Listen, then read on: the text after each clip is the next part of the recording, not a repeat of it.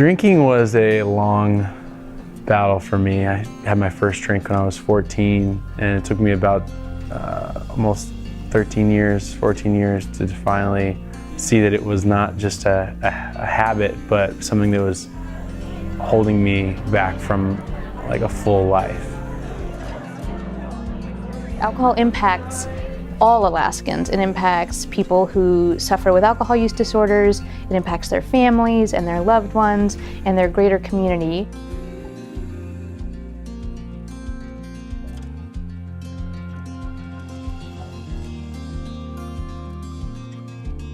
Well, there was a lot of concern about taking on alcohol. It's not that anybody on the board doubted that it was a very pervasive problem in our state. But there was a lot of concern about taking it on because nobody has a checkbook big enough to write a check. And this isn't the kind of problem that can be solved by money. It's much more complicated than that, for sure. But nobody convenes, like Rasmussen convenes. And the thing I was really convinced of, and I think the board was convinced, that we had a lot of confidence in Alaskans' ability to solve problems, even really tough problems, if they came together.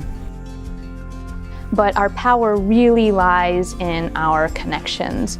We have presidents and CEOs of tribal organizations and nonprofit organizations, legislators, judges, everyone who really cares about this issue coming together to try to build that greater systems change.